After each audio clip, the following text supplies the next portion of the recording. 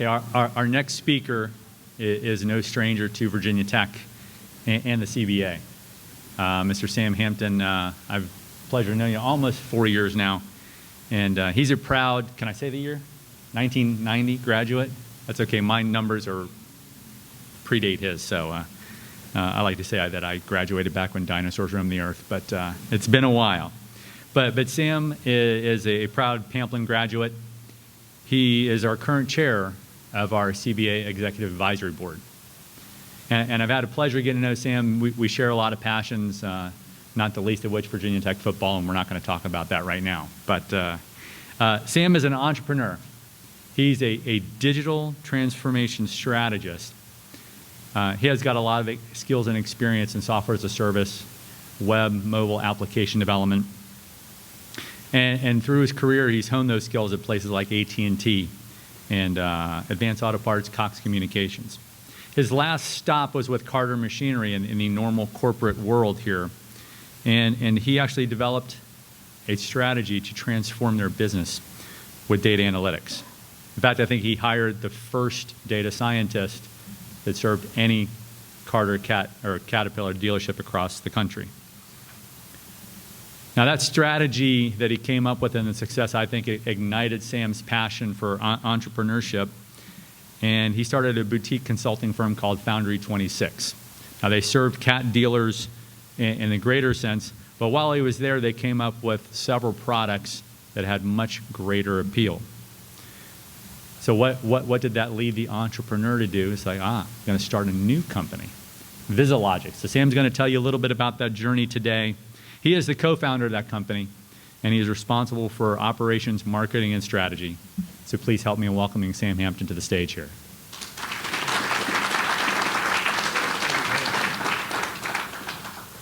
All right. See if we can get the prezzo going with the clicker.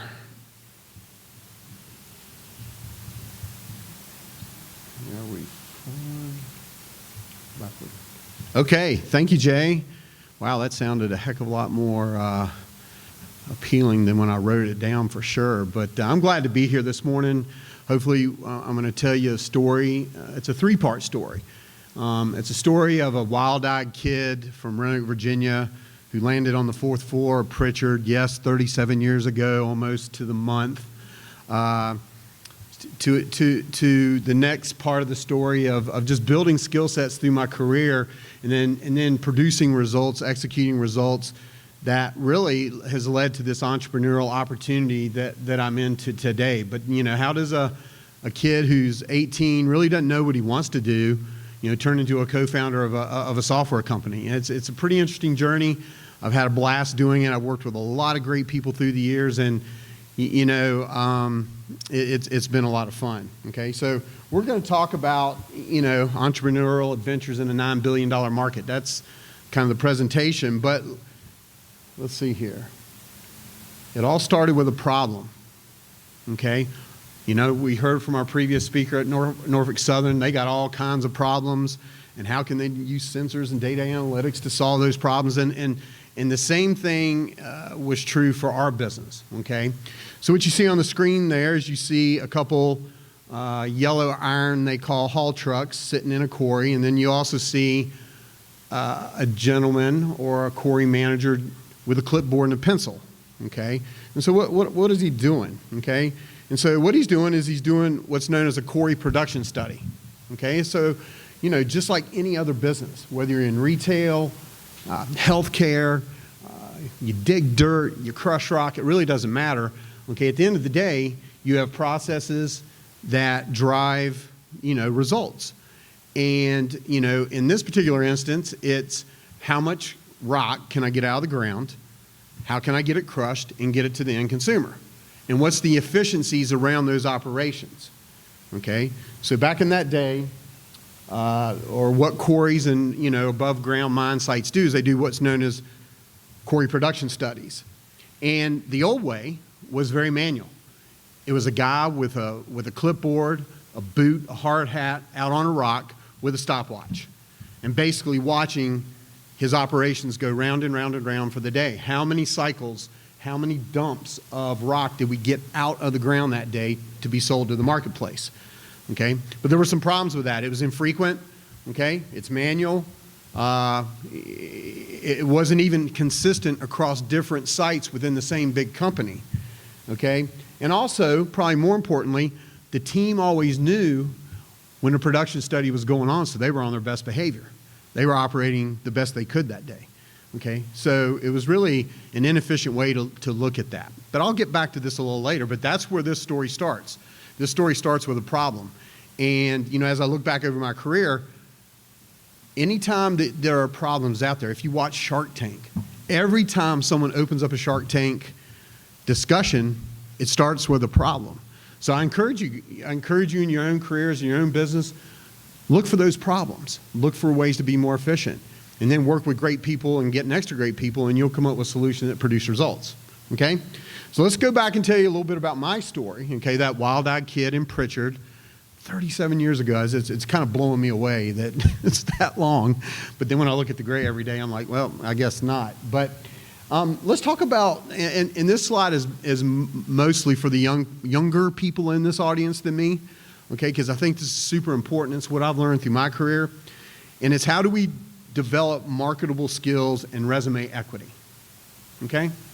The fact that we've got folks right now in this room, we have graduates, people who invested in a master's of business analytics, that's building skill sets.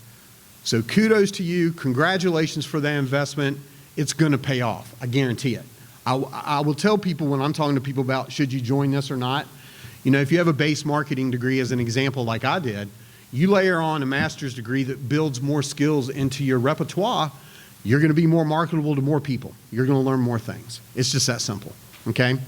You know, but for me, what did VT teach me? Well, it was all about educational, interpersonal, social life skills. All critically important when you get out into the business world. But that's what Virginia Tech brought to me. And I'm so super proud to be a Hokie and so super proud of the, you know, the legacy this place has left on me and just the foundation it gave me to kind of, you know, launch into the world. You know, but then in through my career, you know, I started doing different things. I have carried a bag and sold. I have managed people. I've built algorithms. I've done marketing.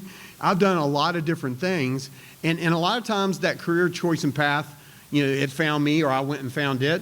But at the end of the day, all these skills built up put me in a really good position to have the confidence to launch this company that we're going to talk about, okay? So again, take chances. Young people, look at me. Take chances. Go outside your comfort zone, okay? The one story on there, Suncom, I'll never forget. I was probably 28 or 9. It was a brand new startup company. They were looking for a general manager for this region. I was the only person that didn't have wireless experience. I'll never forget sitting at that meeting around a table, 10 years US Cellular, 5 years Contel. Oh, I'm the internet dude from AT&T. And I thought to myself, driving home from Richmond that day, going, what the heck have you gotten yourself into? I'll be honest with you, I felt lost, I was scared. But then I just pulled within and said, you know what? Go for it, Sam. And the story of that is I hired good people around me. I hired some of the best in our company at what they did. You know, so I had some good skills at being able to, you know, seek talent out and be able to recruit because I got some sales skills, you know, in my background. And we wound up launching the markets better than Richmond, better than Norfolk, better than Charleston, all from little old Roanoke, Virginia. And it's something I was proud of and the team was proud of, but it was definitely scary. But I look back on that and I say, wow, you really pushed outside your comfort zone. So young people, don't be, or younger than me people, don't be afraid to push outside your comfort zone, okay? So, like Jay said, how did we get here? I was recruited, okay? Keep your LinkedIn profile updated. That's all I can say. There's people out there looking every day for talent. And if you keep your resume, online resume updated, you'll never know who you'll get a call from. I'm driving down the road, I get a call from a recruiter. I usually don't take those calls, but I was just bored, took the call, and the next thing you know, I'm over talking to these guys at Carter Machinery. And what a challenge and what an opportunity it became for me. You know, it was a greenfield opportunity. Carter and Cat, the #1 producer of heavy equipment in the world. Carter, one of the best dealers in the world. There's 180 dealers worldwide for Caterpillar. Carter Machinery is one of the top 13. And the next thing you know, they're like, they need someone to come in and help grow their small machine division. They had figured the big machines out. They owned mining, they owned quarry, they owned large construction. They needed to get the brand out to more people, so they saw my marketing skills and they said, hey, come over here and help us build that marketplace. And that's what we did. So one of the very first things I did is I leaned upon my experience at Advance Auto. And in Advance Auto, you've got thousands of retail stores, hundreds of thousands of SKUs, and more data than you could ever shake a stick at, right? Data upon data upon data. They had a bevy, a team of data scientists, and I thought, man, that experience being on the marketing side of the equation, I learned a lot what the power of data could do at that point. So I went to my team and I said, we got to go hire a data scientist. And again, when you're talking to a traditional company that have never really invested in software, their ERP system was still a green screen, trying to get them to spend that kind of money on a labor resource, and then, you know, things like subscription fees for Tableau and IBM SPSS Modeler, it was my job to sell that upstream to bring the talent and the smarts into the company, along with the tool sets that they needed to build the tools that we did. But we did it. I was successful. Again, another big risk, big dollars compared to what they were used to spending. You know, but I'd seen what the power of data can do. So the story continues is that we wound up building some models. I'll tell you about the two that were home runs. And then the other image on there is that we actually built a digital twin. Now, how would a wild-eyed kid from Pritchard Hall ever learn how to build a digital twin? Well, you get around smart people and you just dig in, and you create a lab within your company, okay, to explore and to try and to research and development. But we wound up building the first digital twin at any cat dealer as well. But let's talk about the two winning algorithms that we built. Okay, the first was a predictive purchasing model using IBM SPSS Modeler. Okay, so there were two main data sets that we had access to. One, okay, there was this online database of all recent purchases if a machine was financed. Okay, so just like your home, it becomes a public record. If you finance a machine, public record. You know who bought it, what it was, when they bought it, how long they've had it. Very valuable data, right? We had our own internal records. And so the data scientist and I were sitting there and we were talking. He said, you know what, I think what we can do is use recency, frequency, and monetary RFM modeling to help understand who are the customers who are more likely to purchase. Okay, so in our territory, it was 10,000 customers who could purchase every year. But after we ran all this data through this algorithm, it produced 1,000 that were more likely to purchase. So we took that data and then we aimed all of our sales and marketing efforts at those 1,000, and then guess what happened? Go work for the best brand in the business, Caterpillar, one of the best dealers, you know, operationally, heck of a brand name, okay, in Carter, and then do a targeting effort like that. We grew market share from 19 to 33%. We became the leader in small market share in North America, and it lit Caterpillar up. I had more people coming in asking me how we did it, what we did. I mean, you know, best practices here and there, and it was a lot of fun, okay? The second algorithm that we built was a proprietary cycle count for machine and quarry. So we're going to get back to that problem of the quarries, right? So we had a guy who was very good at quarry, been in the business 20 years. He knew quarry production on the inside, okay? We had this data team, and we were starting to get all this data, just like the locomotives, right, off the machines. Well, what do you do with it? Well, these two put their, in addition to a customer conversation, the customer said, you know, all this is good. Location, hours, fault codes, all that data is great. Man, but if you could tell me how many times my trucks go around the quarry, how many loads they pick up, and I don't have to go out with a boot and a rock and a stopwatch and a clipboard, then I could look at my production every day. And they built it. They built it, and it worked, and it was awesome. And it did exactly what we needed, okay? And then there were things like, oh, let's take a GPS map of the pit, and not only just put idle time, you know, on a spreadsheet, but let's plot the idle time. Funny story there is, the truck drivers in the quarry didn't like that. And the very first story that came out of plotting idle time on the map was This particular quarry had the main office and had the cut. Down in the cut was the porta potties the guys were supposed to use to get out of the trucks and go to the bathroom. Not this guy. He would come out of line and go all the way back up to the main office, leave his truck running, expensive diesel fuel, okay, get out of line and come back. And they never knew he was doing it until all of a sudden one day they were like, why is the truck up here at the main office? And because all this data analytics and just visualization of data really started bringing to light inefficiencies in the operation, okay?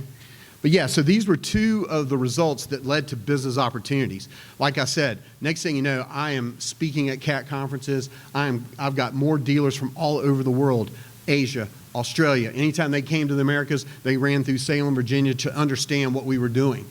And so the one thing that I was super blessed with was an executive team who was aggressive. They understood data and they wanted to invest. But the owner and I sat down and he said, we're giving all of our stuff away for free. Let's bottle it up and sell it to these people. And that was Foundry 26. So we became a boutique consulting firm to other CAT dealers. We were building software, we were building web applications, and not to go too deep, a strategy shifted. And if anybody's in consulting, who's in consulting in here? Raise your hand. Okay. So in a downturn of a market, what's one of the first things that gets cut? Typically, two things: marketing and consulting. When people are trough planning, it goes to those line items. So we realized pretty quickly we're in a very cyclical industry, very macroeconomic environment, and we had a choice. We could either continue to consult, but we were starting to build some SaaS products. And everybody knows that software and SaaS, it's recurring revenue, and I came from that model. At Cox Business, when I was in the Cox days, recurring revenue, getting that cable bill, internet bill every month, is a heck of a lot easier if you can keep them happy and keep your churn down, as opposed to reselling consulting contracts over and over and year after year. So we shifted the strategy.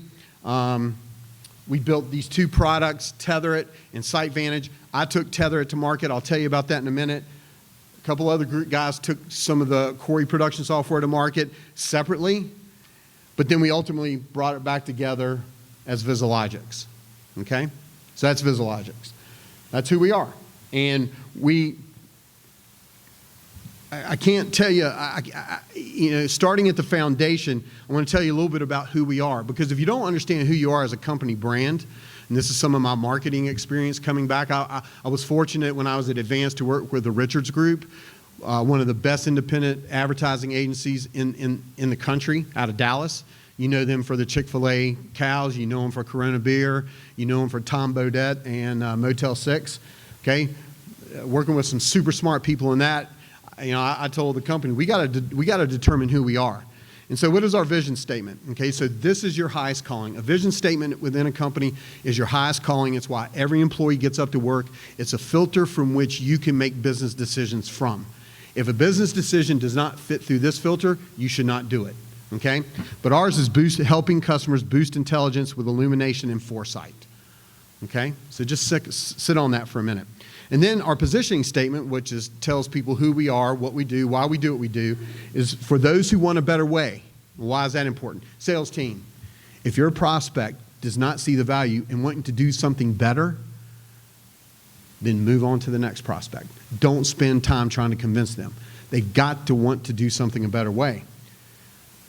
Vizalogix is a nimble SaaS platform that accelerates business intelligence, improves operational excellence, more revenue, less expenses, while enhancing our customers' reputation. Do our products make our customers more reputable in the marketplace? And then, is our tool set easy to adopt? Because that's one of the struggles we faced working in a very kind of backwards industry. We're not NASA. We're dirt diggers. And trying to get dirt diggers to use computers is not the easiest thing in the world, okay? So that's where we came up with our logo. That's where we came up with our tagline. So we're Vizalogix. We help people see more intelligently, okay? And so what we're evolving to is we're becoming the mixed fleet guys. Every OEM out there today, CAT, Volvo, Komatsu, they all have solutions, right? The thing that they do, though, just like Norfolk Solutions is building their solution, the thing that they do is focus on their machines. Well, when you go to a quarry or you go to any construction site, you don't see one brand of machine. Okay, so fleet managers are bombarded with upwards of 5 and 6 different solutions that they have to log into, and they're just not using it. They don't have time. Okay, if you've ever been inside a dealer or a construction company, the moment the lights turn on, it's like Baghdad, man. It's Scud missiles flying everywhere, people moving around, problems, this machine's down, fix my tractor this, sub didn't show up for the job that, and they just don't have the resources, especially in a tight labor market today, to dig into these software platforms. So we're trying to make it easier for them to do that. So this represents, we're a mixed fleet company. We take data off of any machine. Okay, we can take data from any OEM and we can put it into our platform and create solutions downstream from there. So let's talk about the entrepreneurial aspects of this company. Okay, because this is real too. This is what I work on. I just had a potential investor pitch last week. Okay, and we're funded. We have enough capital in the bank, and this is real. You talk to our CTO, we got 20 employees, this is real. How much money do we have in the bank to make payroll? And that's stressful, okay? So startup's not for the faint of heart, okay? Sometimes you just gotta get up every day and go, I don't know how it's gonna get done, but you put one foot in front of the other and just, insert your energy. But the scorecard looking better for us every day, okay? So we're at the end of this year, we'll have over $2 million in revenue. And we're talking about a startup that's a couple years old. We've raised $4 million in capital, so the valuation of our company is probably right now today, anywhere from 10 to 15 million bucks. We got 4 patents pending. That's exciting. Okay, so we have IP out there that we feel like that needs to be protected and could be valuable down the road. We've done 5 large API integrations with big brands: Salesforce, Genesys, ServiceNow. That's not easy either. Your code has to be sharp. It's got to be secure. You have to do things like SOC 2 compliancy. So you got to know your stuff, right? And it's got to be safe and secure. Otherwise, the big dogs will not. You're just another SaaS company. Okay, we're in 12 countries, but our strategy is that we want to own quarry and mining productivity. Okay, we also want to monopolize the mixed fleet data solution market. Okay, again, all these OEMs are putting out solution after solution after solution. That's great. We're going to take it all in. We're going to be the mixed fleet guy. So if I'm a construction manager or a quarry manager, I want my solution to be just like Excel. When they come in and turn on the computer every day, and this is the vision we tell our team, they can't live without Outlook. They can't live without Excel. They can't live without Vantage Point if you're in a quarry. And if we continue to build off this mixed fleet strategy, we'll be the guys that ultimately, could grow and win big, hopefully, right? And then we also, as a strategy, we want to develop IP that we can monetize down the road. So in 2 years, and this is, someone tell me why this slide is important and who it's important to in my company, if you could guess. Why would this slide be important in my company, and to which group in my company would it be important? Important to. It's important to all of us, but there's one group. All right, y'all are being quiet. Okay, so it's important to our sales team. As a startup, you have no brand, you have no recognition, you're not Microsoft, right? But when you get to this slide in a presentation, you can say, look, we're dealing with the biggest quarry producers, some of the biggest OEM manufacturers in the world. It builds social proof, it builds trust, it builds confidence, okay? And this is one brick at a time, one cell at a time, but this is something that any startup company has in their pitch deck to either investors or to end customers. Yeah, so our sales team, we've done some good work and something we're awfully proud of, okay? So where's the clock? How much time do I have left, Luke? Because I could run away up here. 10 minutes, all right. Okay, so let's talk about the products. All right, we've got 3 products that we have for sale. One is called Vantage Point, okay? Another is 360 Squared, and then the third is Tether It. And I'll talk a little bit about them. What you're looking at here is a white label solution for Volvo, okay? So one of the things we can do as a SaaS company is we can produce all the benefits, and Volvo Construction's our largest customer, really big, long, multi-year contract, and we're really in deep with them. We integrated into their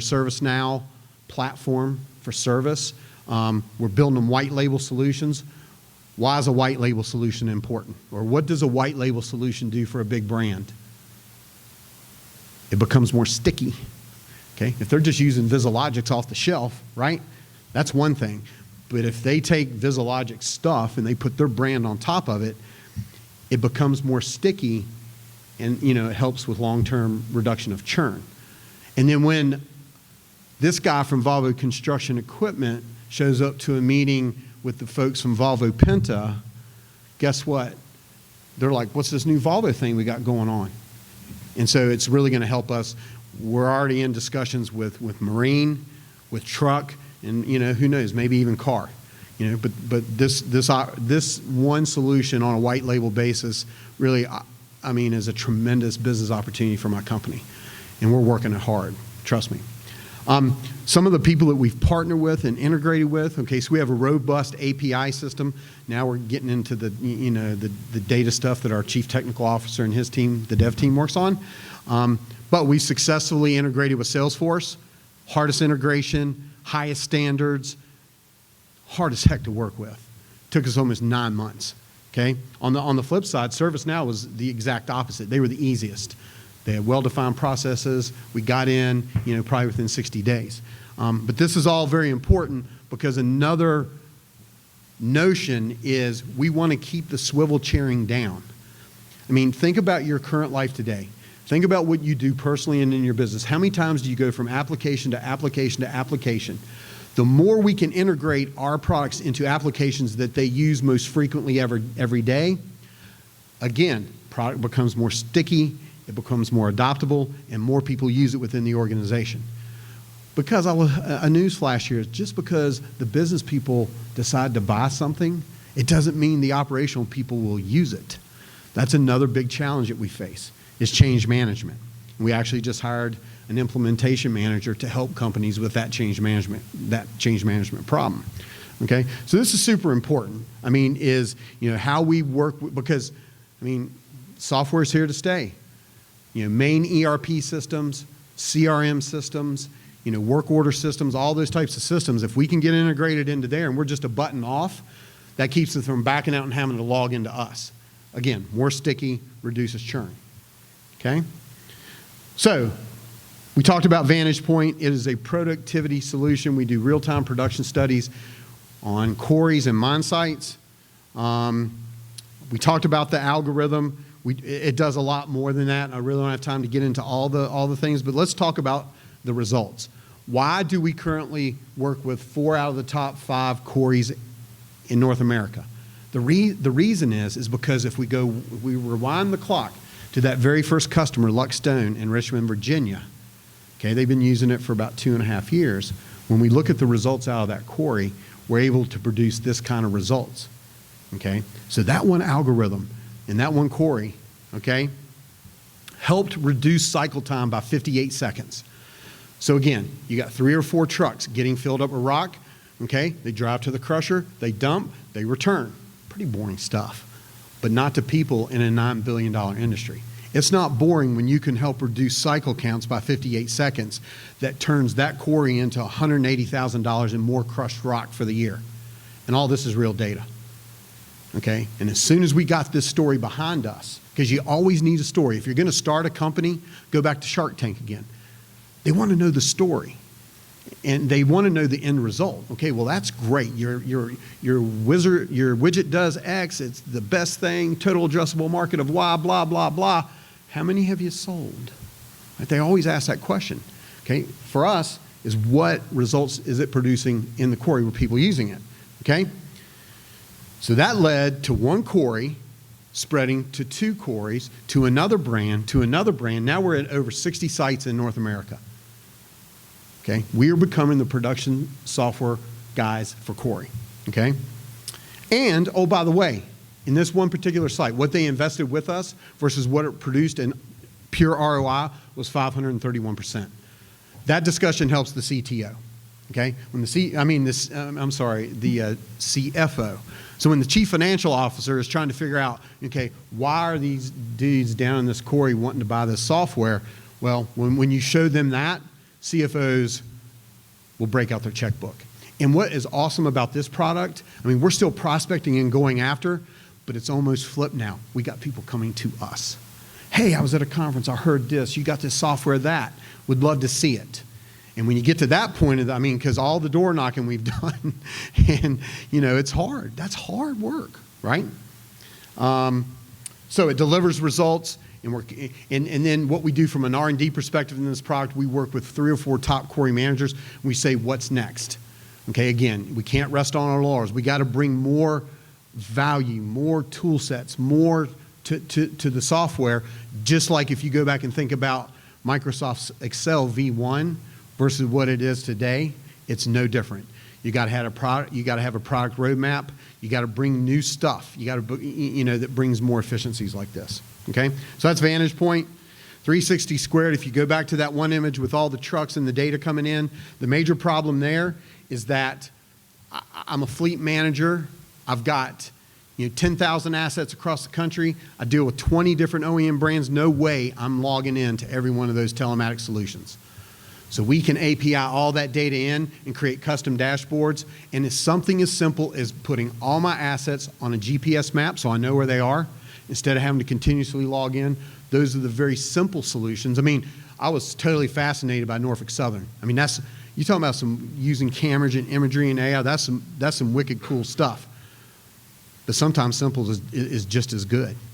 And again, for someone who's managing 10,000 assets, if I can log into one place and just see where they are on a map, that's super awesome.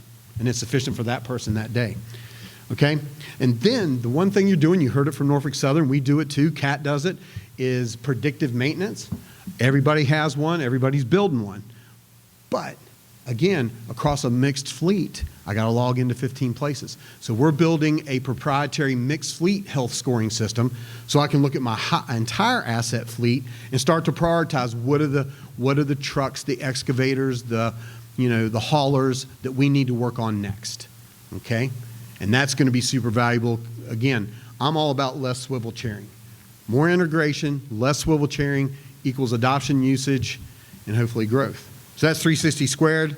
Tether It is this kind of interesting product that we solved with a problem. That problem was we had a labor force retiring. Okay? All the dudes like me, gray-haired, especially mechanics who are working on machines. I guarantee you if I asked the folks from Norfolk Southern, they got the same problem, which is technician retirement. Okay?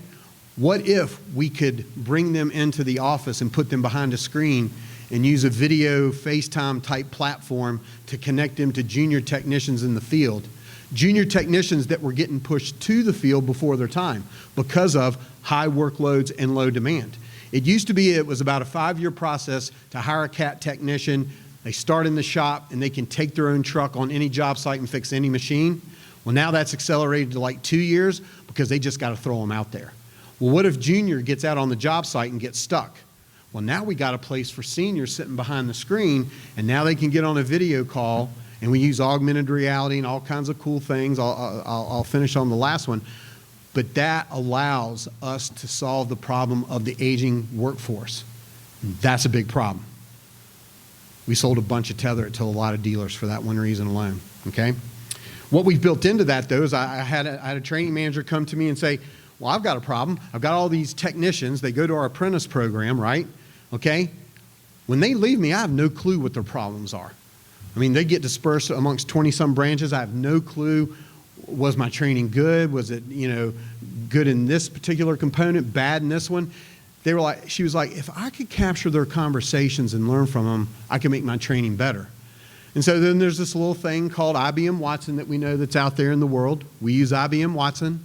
Okay? We run something called NLP, Natural Language Processing. So the Tether It platform, if they use it, we'll take a video call, we'll strip the audio off the video call, we'll digitize that audio call through NLP using IBM Watson, and then we'll produce common results from those conversations.